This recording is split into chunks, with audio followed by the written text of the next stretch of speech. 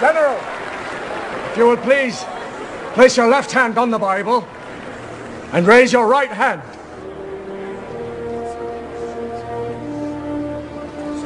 Repeat after me.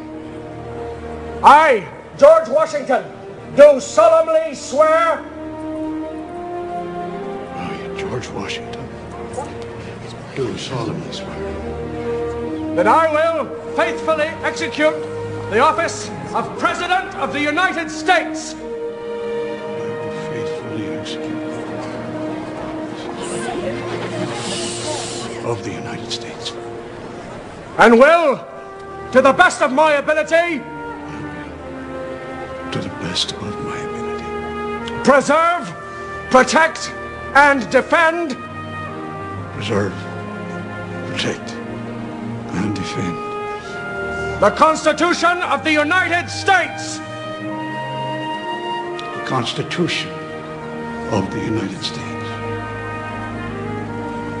So help me, God.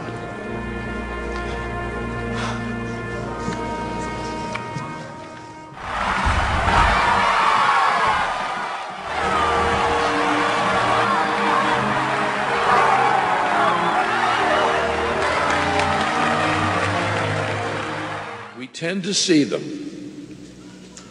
not just the people who figure in history books, Adams, Jefferson, Thomas Paine, Benjamin Rush, and of course Washington. We tend to see them as sort of figures in a costume pageant.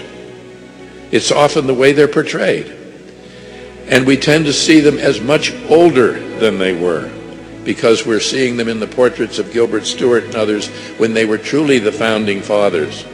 And furthermore, none of them had had any prior experience in revolutions. They weren't experienced revolutionaries who'd flown in to take part in this biggest of all events.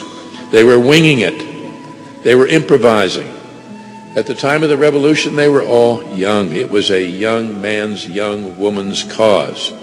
George Washington took command of the Continental Army in the summer of 1775 at the age of 43. He was the oldest of them.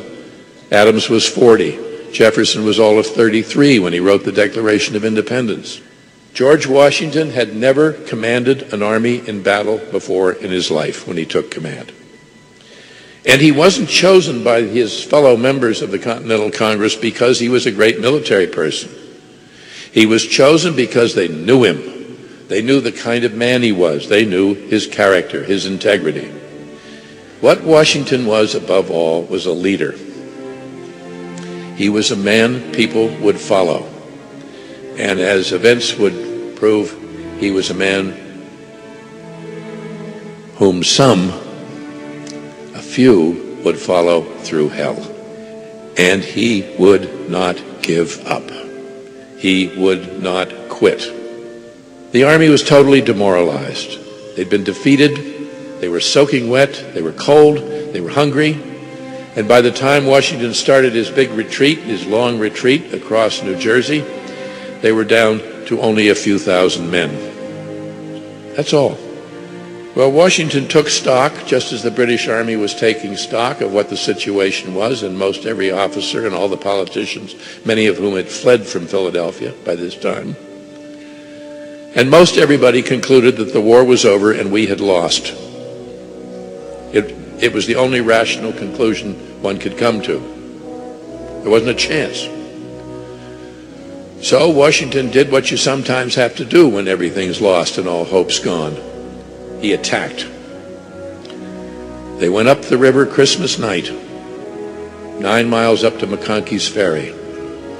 They crossed the Delaware. He had the nerve, the courage, the faith in the cause to carry the war once more to the enemy. And they marched 9 miles back down the river on the eastern side and struck at Trenton the next morning.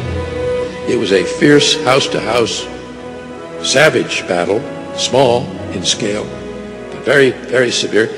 And it was all over in about 45 minutes, and we won for the first time.